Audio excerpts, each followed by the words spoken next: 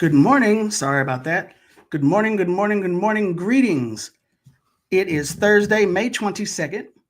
That is the fourth Thursday of the month. That means it is time for Rootwork here on KPFK in Los Angeles, 90.7 FM in Los Angeles, 98.7 FM in Santa Barbara, 93.7 FM in San Diego, 99.5 FM Ridgecrest, China Lake, and streaming all over the world at kpfk.org. My name is Tandasizwe Shimaringa, and if you're joining us from YouTube on the Black Liberation Media or Rootwork channels, welcome, come on in. Thank you so much for joining us. Please like, share, and subscribe every video, but like, share, and subscribe today's video. So today we're going to hear part 2 of a discussion between Hard Knock Radio host Davey D and San Francisco State University professor Danae Martinez, talking about the resettlement of Afrikan refugees from South Africa. In other words, the descendants of, and probably some of the actual settler colonialists who have stolen the land of South Africa from the African people who have lived there from time immemorial. That's from our sister station, KPFA, up in Berkeley. We will also hear about Prosecutor Sexism, a Supreme Court case from earlier this year, and what it might mean for scores of women who are now behind bars for defending themselves from their abusers. And we'll also hear about plans for African Liberation Day down in San Diego this weekend. All of that today on Rootwork here on KPFK and Black Liberation Media. But first, these news headlines from Pacifica. For Pacifica Radio, I'm Christina Onnested. Hospitals in Gaza say Israeli strikes overnight into today have killed at least 82 people, including a week-old infant. This as the United Nations warns it's yet to access limited food and aid Israel's allowed to enter Gaza after a near 3-month blockade. UN Press Secretary Stefan Dujarric says while they were able to inspect the aid, none has been delivered to Palestinians in Gaza. So far, this is as a few minutes ago, but the situation obviously is fluid. None of the supplies have been able to leave the Karim Shalom loading area. This is because by yesterday evening, Israeli authorities had only allowed our teams to go through one area where that was highly congested, that we felt was insecure, and where we felt looting was highly likely to take place given the prolonged deprivation. That long deprivation now nearing 12 weeks. Images of skeletal Palestinian children reminiscent of starving Jews during the Holocaust have gone viral on social media. A former Israeli Prime Minister, Ehud Olmert, told the BBC Israel's war in Gaza is close to a war crime. And the leader of the country's center-left Democrats Party says his country has becoming a pariah nation that kills babies as a hobby. Meanwhile, hospital staff at 2 of northern Gaza's last functioning hospitals say they've been encircled by Israeli troops at the Indonesian hospital in Al Auda, preventing anyone from leaving or entering the facility. The latest siege comes as Israel pursues a renewed offensive to force some 2 million Palestinians to the south, where they will then be relocated to foreign countries. Pacifica's Romy Amagari reports. Tens of thousands of Palestinian families from the northern Gaza towns of Jabalia, Beit Hanun, and Beit Lahia are being forced to flee just months after returning to their homes. Moain Al-Madhoun is a family head from Beit Lahia. All the night long, we were unable to sleep. They hid around us. First, they ordered us to go to the Sheikh Zayed neighborhood. Then they shelled that neighborhood. They claimed there are safe zones. They forced us to leave under fire near the Abu Abeid school. Health officials in Gaza suggest that around 400 Palestinians, including women and children, have been killed by Israel's ramped-up military operations in recent days across the Gaza Strip. In the meantime, mediated ceasefire talks are underway in Doha, US mediators say a truce is likely. Until then, people here only have to wait and see. For Pacifica Radio, I am Rami Al-Mirari in Gaza. President Donald Trump is hosting South Africa's President Cyril Ramaphosa for White House talks at a moment when relations between the two countries are low. Trump's been laying into South African officials on widely rejected charges of allowing a genocide against white minority farmers. Today, he aired a video of cars lined up at white crosses that Trump said were paying tribute to the thousands of white farmers killed. Ramaphosa appealed for diplomacy. He said he was unaware of the location and that killings of white farmers are not government policy, it's criminal activity. The issues that concern you as the United States, those are all deaths. Yeah, in many ways, I mean, one should say you are a partner of South Africa, and you are raising concerns. There is support that we can get from you as the United States to help us deal with all these acts of criminality. And that is what I believe partnership is all about.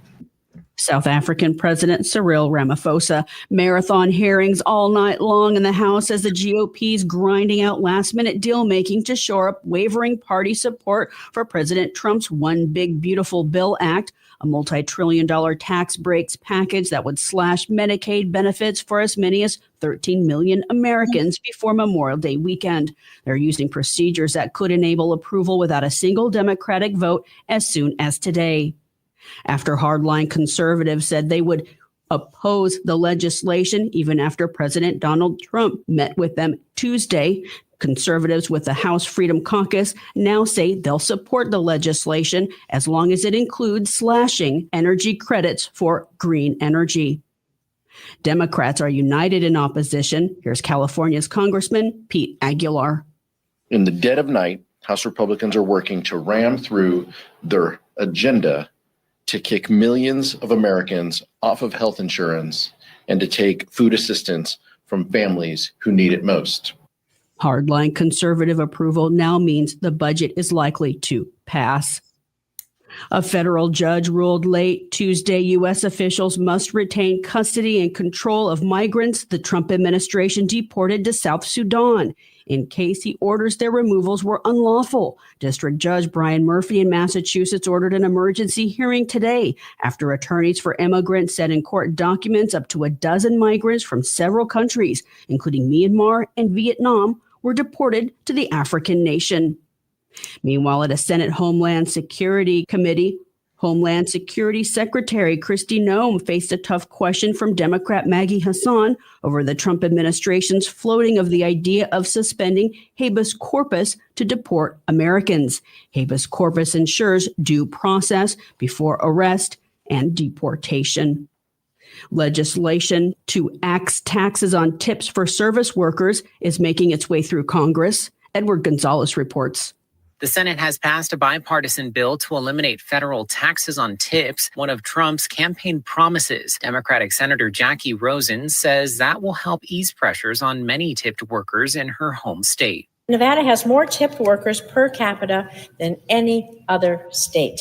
So this bill would mean immediate financial relief for countless hardworking families. I'm Alex Gonzalez for Pacifica Network and Public News Service. President Donald Trump announced his plans for a nationwide missile shield dubbed Golden Dome, modeled after Israel's Iron Dome project. Trump said it would cost $175 billion, the first installment already included in the current budget proposal. I'm Christina Onnested reporting for Pacifica Radio. And that was the Pacifica News headlines here on Rootwork, here on KPFK.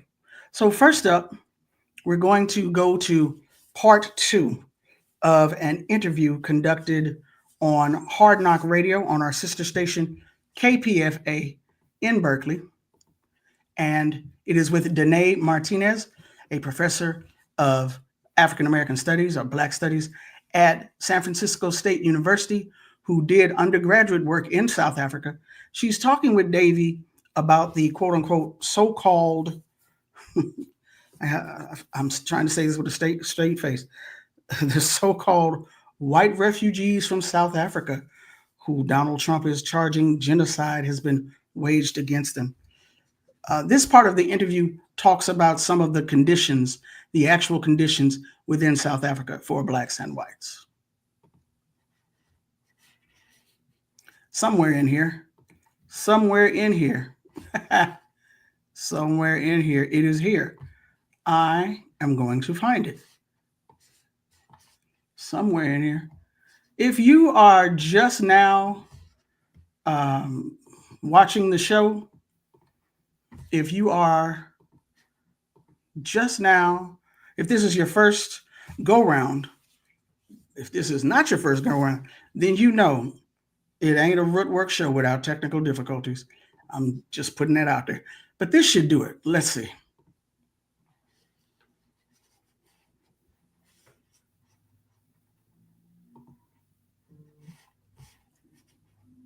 It's kind of a funny story, but when I was actually going to school in South Africa, when my Afrikaner teacher was, telling the story of Afrikaners and Black people and the British, he starts talking about the Boer Wars, and he says that they're fighting over this land. And I'm like, well, what was the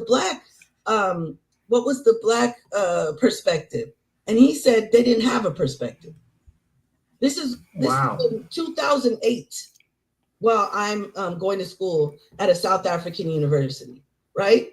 And so, they act, and I went home and I fought this, and I found out that no, the ANC and the resistance to white domination had been around since the very beginning of colonization.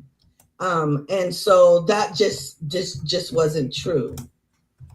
Right. That's kind of like saying Lincoln freed slaves and Black people should thank him in forgetting that there were 300 years of an abolitionist movement that Black people started. They always like to show Lloyd Garrison, the white dude, in his newspaper, and just overlook that there were all these different strategies, legal strategies, as well as resistance, armed resistance to ending enslavement.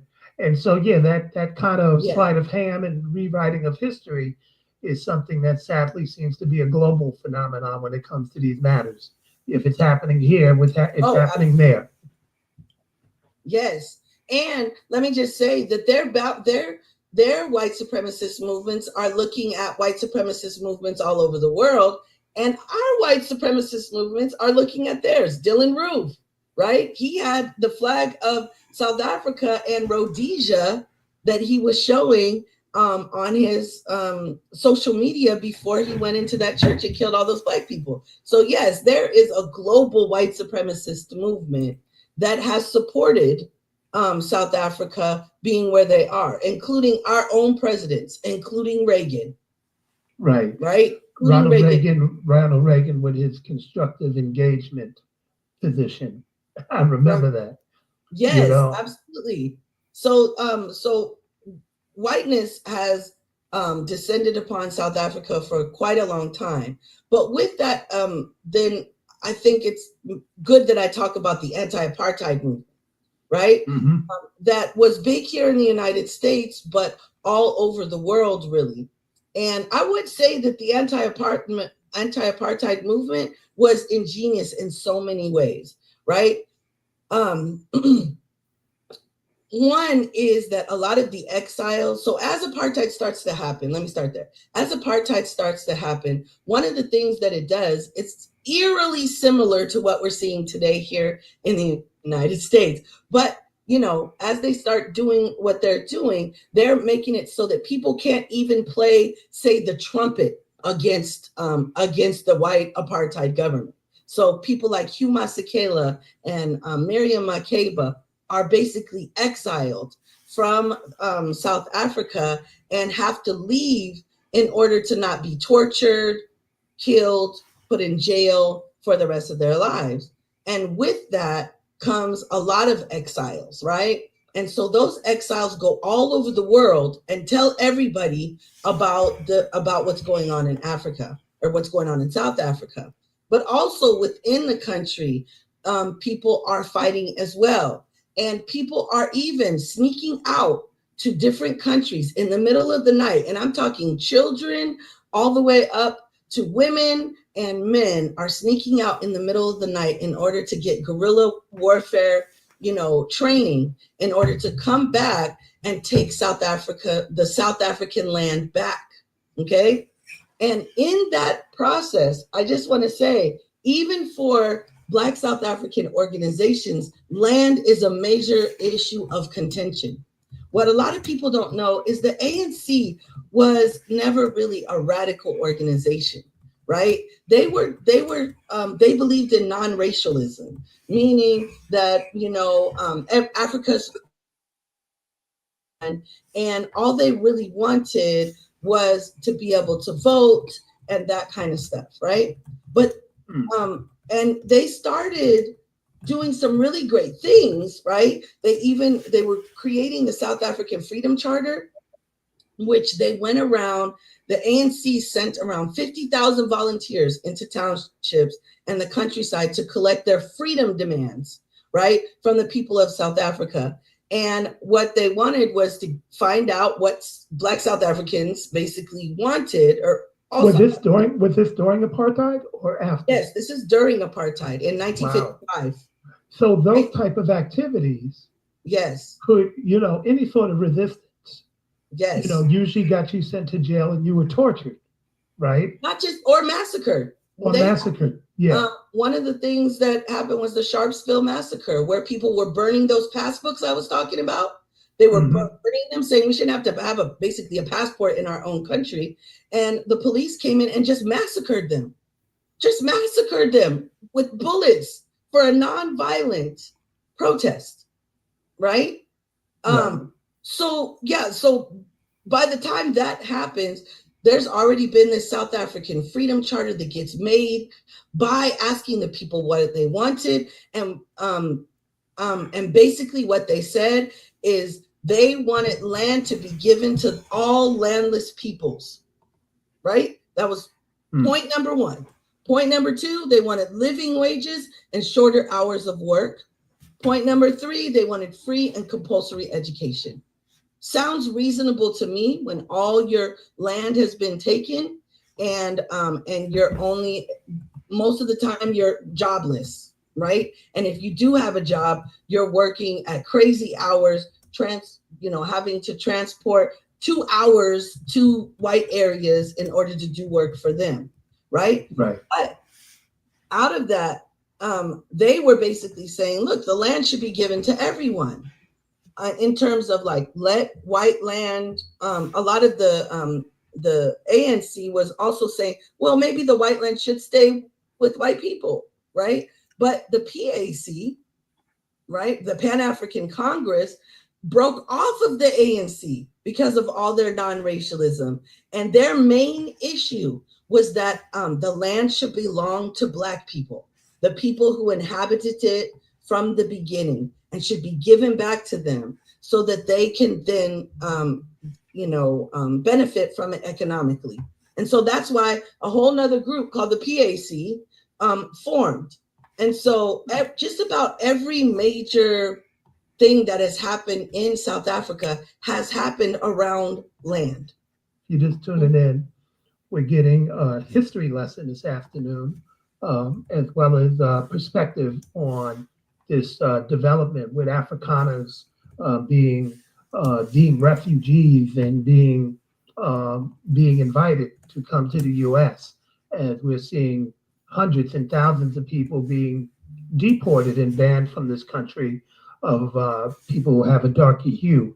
And Danae Martinez, Professor Martinez, is giving us the backdrop, the important backdrop to understand what has been going on, what has led up to this moment, and giving us this history of South Africa and apartheid. So we appreciate this, and I'm going to yield the floor back to you, Professor. Okay, thank you so much. So this anti-apartheid struggle is going on for a long time. In the 80s, it really comes to kind of direct confrontation. Now you have a lot of Black South Africans that are sneaking back into the country who now have training in how to carry out guerrilla warfare, basically. And what I think was generous of the ANC government and the PAC and all these including, I should say now, the Black consciousness movement is a big thing in South Africa as well, is they come back into the country and they start targeting economic structures like railroads, like oil wells. They're not trying to kill people, even kill white people for the most part. They're basically targeting economic structures to take the white South African government down economically, because they know that's their bread and butter. And as well as it's also coming to fruition outside of the country, where all those exiles that left before their raising awareness has worked. And so you have places like the United States and different students in Europe and people all over the world that are demanding that white South African apartheid stops, right? And they do this through a major boycott, which I think personally is why they're outlawing the boycott of Palestine, the boycott of Israel right now, because this boycott worked so well, right? They made them not be able to participate in the Olympics. They said that artists shouldn't go perform there. People started pulling, expecting colleges and different economic businesses to pull out of South Africa, which worked because the white South African government was worried, right? They were like not making any money. They weren't able to participate in anything in the world. So it really did bring them to the negotiating table, right? Along with the fear that that people were coming back who knew how to use explosives and that kind of stuff. The other thing that happens is that all these civil rights organizations and anti-apartheid organizations, including unions, including like mass organizations and political parties, and the South African Communist Party come together in South Africa, and there is a thing of ungovernability, right? A tactic of ungovernability, to the point that things have to stop, right? Like people ain't going to work, stuff is burning, right? All of that is happening at the same time. So they really surround the South African government. So that's why I say it was an ingenious plan, because they were able to really starve the South African government of the money that they needed to continue, which meant that they then the white South African government went to the IMF World Bank and asked for loans to be able to stop what was going on, and got them. Okay. Wow. That Black South Africans, or I should say the South African government today, is still paying off those loans that were used to get tanks in order to kill, massacre, torture, and maim Black South African people who were fighting for their freedom, right? So Black people are paying for white people being able to basically bomb them and shoot them and massacre them, right? So it comes to this big, I guess you would call it an apex, where the white South African government even has white people coming to them like, you need to do something because we don't want to blow up, right? And so the white South African government goes into secret negotiations. And this is what I was talking about that day that you saw me, they went into secret negotiations with different people of the ANC group. Now, mind you, they pick ANC because they are the least radical group, okay, of the Black people, right? And Nelson Mandela is known all over the world because of those exiles, but also because of Winnie Mandela, right? Who is a revolutionary to the heart, right? And so they start to have these secret negotiations. So what they do is they take Nelson Mandela, they put him in a different prison away from the people who were in the ANC, other people who were in prison with him in the ANC, right? And they take Mbeki, who later becomes president, and Thabo Mbeki, who later becomes president and who is a major guy in the ANC, I guess you would say, brass or, leadership. And so they start having these secret negotiations, right? And they give Mandela a 2-bedroom house with a pool, bugged up, right? And tell him he can move his wife and kids in. And Winnie Mandela says, absolutely not. I will not move in there and have them telling me what to do, right? And so he starts getting a lot of visits from, people who are represented by heads of state, because they want to make sure that Britain, the United States, and the white businessmen of South Africa are able to keep getting their money, even if they give them the power to vote, right? And so there's actually also a secret negotiation in London that happens with Thabo and Becky. Now, I want you to guess who's at the table. Anybody? Any guesses about who's at that table, that negotiation table? Ronald Reagan? No, but who is at the table, funny enough, close though, by saying Ronald Reagan, who is at the table is, of course, Black South Africans with the representation of Becky, right? On the other side is white South African businessmen. And at the head of the table hosting it is a guy named Michael Young, who was from the business called Consolidated Goldfields, gold mining. That's what I was going to say. Yeah, so the people that stole the minerals is the one heading the meeting. Yes. And so, of course, they're heading the meeting for a reason. They're not just like, I want to be a good person. No, they're heading the meeting because they want to make sure that in the process of apartheid ending, that the British, the white South Africans keep their land, aka mines, aka wealth. Right? Wow. Yes. And so, and let me just say that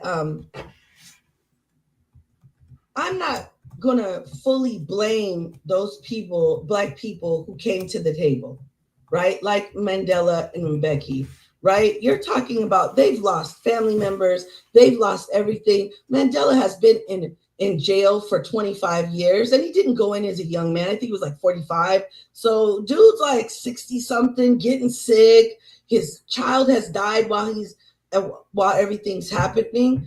But I also will say, in the process of the anti-apartheid struggle, the people out are becoming more radical, and they're expecting that those mines, those housing developments that belong to white people, that land that belongs to white people, the farms that belong to white people are going to be returned to Black people, right? And that they will. And I've had people who said to me, you know what, Danae, when I interviewed them for my thesis, they would say, I had picked out my house. I thought that we were moving into those white areas and we were going to stop being so poor. And none of us have moved into those areas. No poor people have moved into those areas or have been given the wealth that the country is sitting on, right? South Africans, if you're to just go on the wealth of South Africa, Black South Africans should be some of the richest people in the world. Right. Just like white South Africans have been some of the richest people. Like Elon Musk and his family, some of the richest people in the world, but it's off the land in South Africa. Exactly. Wow. Exactly. Right? And so, Mandela, go ahead. I was going to ask, because you had mentioned Palestine, where did Israel sit on all this? Were they supportive of the apartheid regime, or did they try to remain neutral? Were they friends? Because sometimes they try to say, "Oh no, we was rolling with Mandela," but Mandela was pretty critical of Israel for a very long time. Oh, well, I don't know exactly where Israel landed on apartheid. I do know that a lot of Israelis, right, or if you want to call them that, a lot of people were kind of for what was going on in South Africa with apartheid, because they were creating apartheid at the same time in Palestine, right? Mm-hmm. They were actually creating it. They come about, I think one's 1948, one's 1949, something like that, or maybe right. in the same year, right? Apartheid. Mm-hmm. So I'm sure they were fine with it, right? But what I do know is South Africa has always been against the apartheid of Palestinians and the killing and taking over of land of the Palestinians in Israel. You mean the black South Africans? Yes. The people that's part of the movement, right? Yeah. Yes. Like Mandela, ANC, all of those parties, PAC, the Black Consciousness Movement, all of those parties, the South African Communist Party was against what Israel was, or what Israel was doing to Palestinians from the very beginning. And so it wasn't a break from the norm in South Africa for South Africa to stand up against Israel in the World Court. That's the norm. And right. I think it was one thing that a lot of people in South Africa, though they are a lot of them kind of upset with the ANC government, it's the one thing they were happy about that the ANC government did. With stand up against Israel. Yes, absolutely. So let me come back to this. Because you had raised the question when we were talking before about who exactly are the refugees? Are these poor folks? Are these rich folks? Who are these?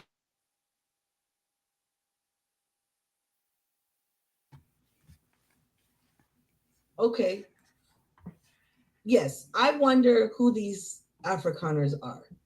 Because if they're coming over here, let's just say rich South Africans have been coming to the United States for a long time. They come here, they live, they vacation here for thousands of dollars, right?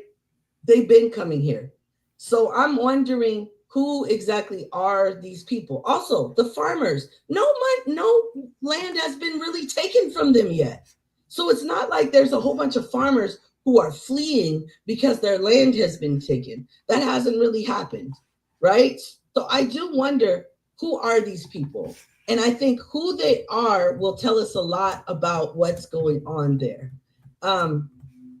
Yeah, I've been trying to look into it, and I find it interesting that when they arrived here in Washington, D.C., that they were not allowed to talk to the press, right? They didn't say anything to the press, right? But you had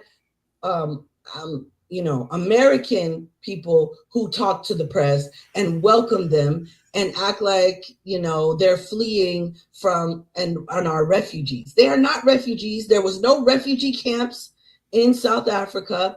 I've even been to some of the so-called poor areas where white people live, and they have actual houses with running water and all of that. Whereas Black South Africans, I've lived in some of those areas where there's no running water. There, people have to walk far to get the water. They are, in total squalor. I mean, even driving by some of those areas, you can smell it from far away, right? And I've never seen that and don't know of any places like that in South Africa where white people are that poor. Now, here's the issue, is that, an oppressor group, right? Any oppressor group who suddenly, let's say, has to compete with the oppressed group is going to feel that somehow they've lost something, right? And so even if it's just a modicum of something, right? And so one of the things that happened with apartheid is now Black people can apply and get the jobs that that white people have traditionally been the only ones able to get, right? And so, but despite that, white people still hold the majority of high-paying jobs and the jobs that tell people what to do, the skilled jobs, and aren't willing to give them up, right? And so when they say they feel like there's racial discrimination against them or racism against them, it's only because they now have to be in the interview room with Black people. That's it. There's nothing. We call that fragility here in the States. Yes. And let me just say, these are the same people that once apartheid so-called ends in 1991 and 94, when Nelson Mandela gets elected, you know, there were these other negotiations that began to happen in 1991. They call them CODESA. And one of the things that the Black South African ANC basically did was something called and agreed upon with the white South African government was something called the sunset clauses. And basically the reason why they did that was to make the white minority feel okay about Black people being able to be in the government. And so what it meant was tangible. It meant that they weren't taking the land away, right? Not anytime soon. It meant that white people kept the highest positions, both in the military, police, and civil service jobs, right? And it was really there to make white people feel comfortable, right? So they're already at that point trying to make them feel comfortable. And so for 5 years, there's this transition time to just ease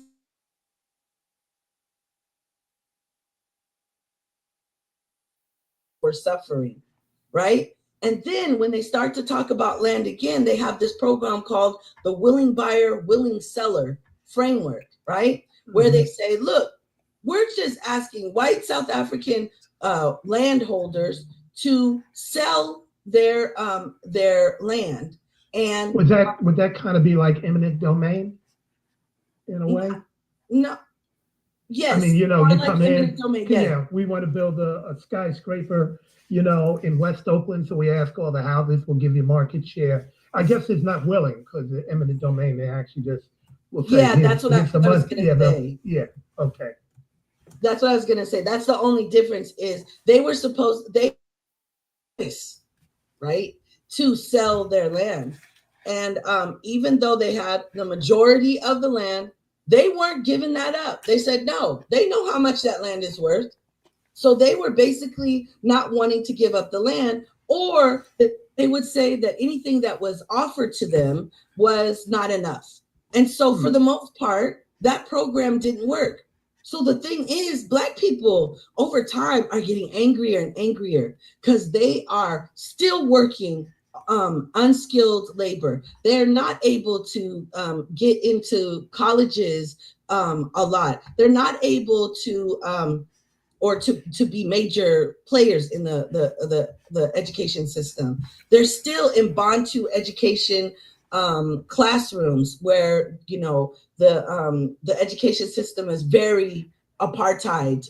You know, Bantu classrooms were just basically Black people in one classroom, and all the white people are in nice, huge schools with rolling hills and fencing. You know what I'm saying? Like that kind of stuff. And so people are getting angrier and angrier. And every time what starts to happen is new political parties have popped up. The EFF, the Economic Freedom Fighters, who are saying, give the land back, right? And the land still not being given.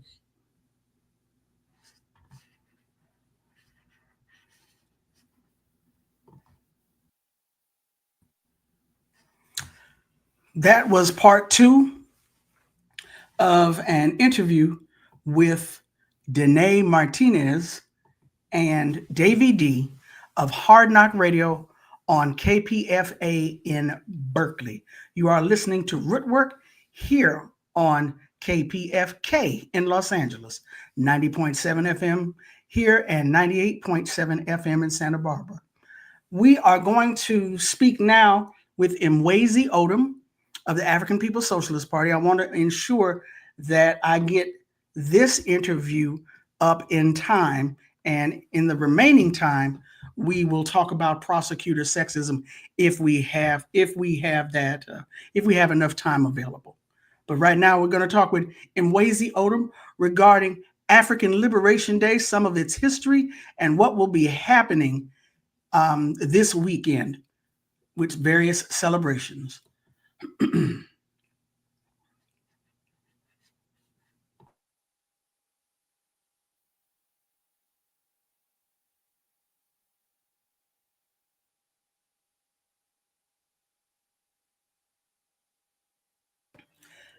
Here with me now is Mwezi Odom, Secretary General of the African People's Socialist Party, the APSP, also a member of the Uhuru 3 Defense Committee.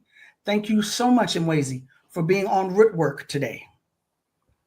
Well, thank you so much, Sizwe, and your audience. I want to just appreciate this opportunity to join in, discussing upcoming events and, situations affecting our people. So Uhuru means freedom. Thank you.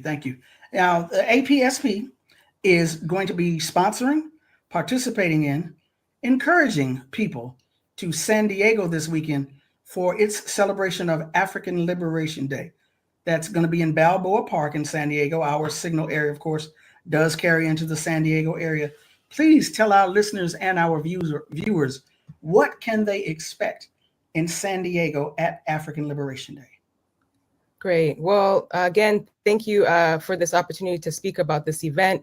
And yes, in the World Beat Center on Saturday, April 24th, from 1 to 6 p.m., the African People's Socialist Party and Uhuru Movement. May, not April. We're May in 24th? Yeah, I know. It's rough. I know. Me too. But it's not April. April? Yes, you did. I know. Wow. I know. Yeah. Okay. Well, I'm not trying to go back to April, so May. May 24th. Thank you for that correction. May 24th, that's this coming Saturday at the World Beat Center, which is 2100 Park Boulevard, San Diego, California. From 1 to 6 p.m., we will be, hosting African Liberation Day. There will be food, there will be culture, live music. Vendors are coming, to also participate, in the economic, circling of our resources. We'll talk about African history and many other opportunities for us as African people to connect, as well as childcare. So we are inviting the community to come and celebrate, to learn about our history, and to join in the global recognition of African people in the struggle for liberation. Uhuru. Now, you said the global recognition. There's more than likely there will be an African Liberation Day celebration in Northern California. There usually is, but yes, across the U.S., other parts of the country, there will be African Liberation Day observances, celebrations, but also on the continent of Africa, in Europe, and other places. Can you give us a brief history of African Liberation Day? Why is this important? Why are you all participating in this day? Uhuru. Well, African Liberation Day, if we understand its founding, was at a time when, in the 1960s, when the struggle for Black power, the struggle against colonialism was being fought for, in the African revolution struggle and in many other liberation struggles, and what we saw on the continent amongst the liberation struggle as it reflected for Africans was the formation of the Organization of African Unity.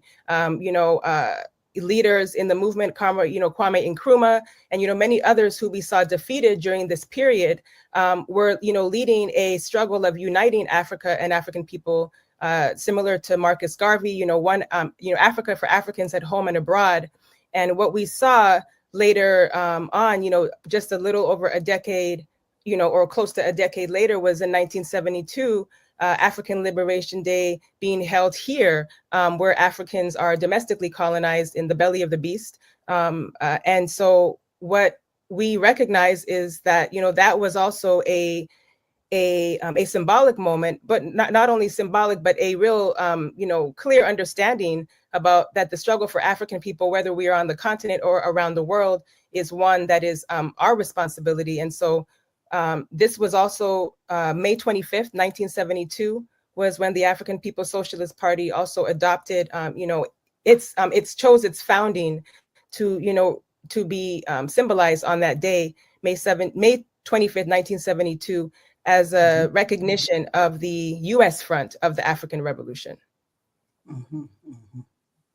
Now, the African People's Socialist Party has been around then 53 years. That's a long time. That's a lot of longevity. So salute to your organization for being around that long. Where else will the APSP be taking part or sponsoring ALD celebrations? Great. Well, and with that, I want to just join you in saluting the, decades-long history of the African People's Socialist Party, and to salute and recognize its founder, Chairman Amalia Shatella, who is still, leading this organization until victory, as we say. And so, because of that, we have to build the various fronts of African people around the world. And so, we are going to see African Liberation Day celebrations in San Diego, in Chicago, St. Louis, also in Philadelphia, and St. Petersburg, Florida. You'll also see celebrations in the UK, in London, as well as in West Africa and in Southern Africa. You will see other fronts of the ALD, whether they're taking place on the 25th, which is on the Sunday, the day, May 25th, or the day before. So we invite anyone to go to alduhuru.org to join African Liberation Day in your area as well. Uhuru. Okay. alduhuru.org. You got it. Yes. Okay. Now, in addition to African Liberation Day, in addition to the APSP, you are a member of the Uhuru 3 Defense Committee. I'm sure we've covered it before, but if you could give our viewers and listeners a quick refresher on the outcome of that case where 3 members of the Uhuru movement had been targeted by the U.S. government. Yes. Well, I really want to appreciate the opportunity to talk about the Uhuru 3 defense, because as we say, it's not over. And, on July 29, 2022, there was an assault, military style assault, and FBI raids that were carried out on the Uhuru movement in 2 cities. And since July 29, 2022 to today, we are in the fight back about, calling out these attacks on the Uhuru movement and the Uhuru 3, which is Chairman Amalia Shatella and 2 organizers in our solidarity movement, Penny Hess, who's the chair of the African People's Solidarity Committee, and Jesse Neville, who leads the Uhuru Solidarity mass movement. And so in last September, everybody who has been a part of this fight for the past 2 years, we had a show out in the courtroom. We had people come from all over the country to attend this free speech trial of the century, where the Uhuru 3 were there to defend these bogus charges of being agents of a foreign government, Russian agents, simply for exercising their free speech rights to advocate, for the liberation of African people. And so we were coming out of that court with the decision that the Uhuru 3 were not guilty of working for anybody. They were not guilty of working for the Russians, but that we work for Black people. So they were able to evade that greater charge, which carried up to 10 years in prison each. However, there was an inconsistent verdict that said that while they were not guilty of working for the Russians, the Uhuru 3 were guilty of conspiring to work with the Russians. And so it's a very confusing verdict. And our lawyers are going to be appealing that verdict. And so right now we're in the process of raising resources to file that appeal, which will be brought to the 11th Circuit Courts of Appeals, which is, has the potential to really set precedent in terms of case law around free speech. So people can find out more by going to handsoffuhuru.org to learn about the Uhuru 3 defense and continue this also towards victory. Handsoffuhuru.org? Yes, handsoffuhuru.org. Correct. That's UHURU. And finally, speaking with Mwezi Odom, Secretary General of the African People's Socialist Party, member of the Uhuru 3 Defense Committee. Recently, there was a tornado that touched down in St. Louis, Missouri.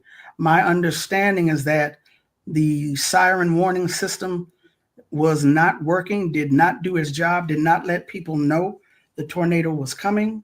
But your organization has an office has a presence in St. Louis. Is that correct? Correct. Yes, we do. Can you let our audience know about what's happening? Right on. Well, I want to really appreciate the opportunity to speak about this as well, because, what affects Africans in St. Louis impacts Africans wherever you are, whether you're in Southern California or in Southern Africa. We all bear the brunt of colonial oppression.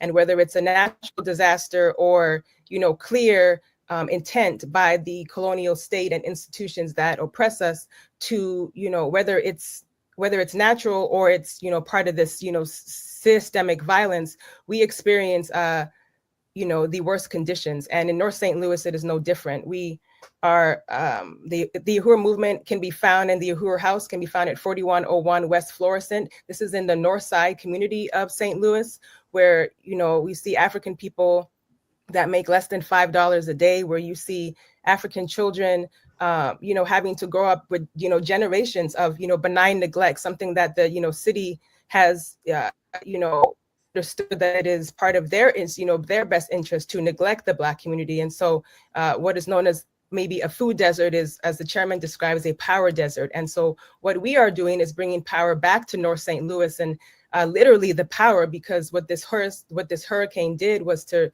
devastate this North Side community where there are generally systems and, operations in place within the white community to clean up after a natural disaster. But here the community has showed up in a really tremendous and powerful way, coming together to, resolve the basic necessities like food, power, and shelter, and working together, bringing tools and, other various resources to remove the debris and the, and the clutter, and all of the, devastation that has happened in the community. And so we are the African People's Education and Defense Fund, which has just led really tremendous work since the Uhuru movement has landed in St. Louis about 7 years ago, is calling on everybody to support the Disaster Relief Fund.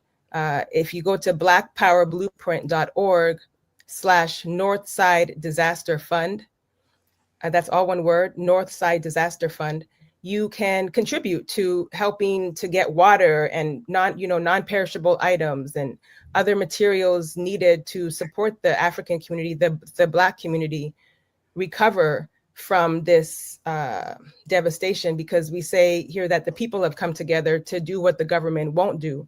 And, the power is in the people. So it's really, I invite comrades to read the Burning Spear newspaper. You can find out more information on the website and on our YouTube, to learn, to see live on the ground video of what's happening and surveying the community about how we are going to recover from this. So really powerful work, and we invite people to donate to those efforts.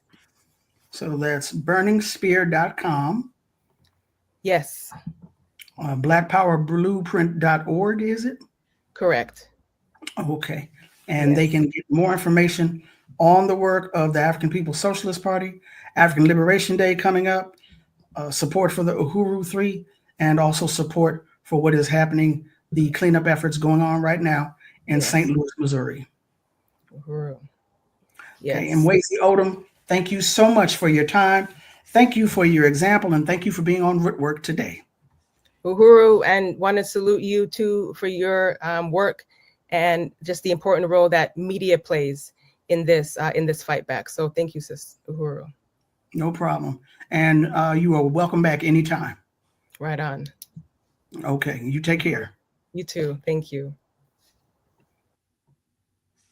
That was an interview with Mwezi Odom, Secretary General of the African People's Socialist Party, talking about ALD, a brief update on the Uhuru 3, and a brief update on what has happened in St. Louis after a tornado touched down earlier this week.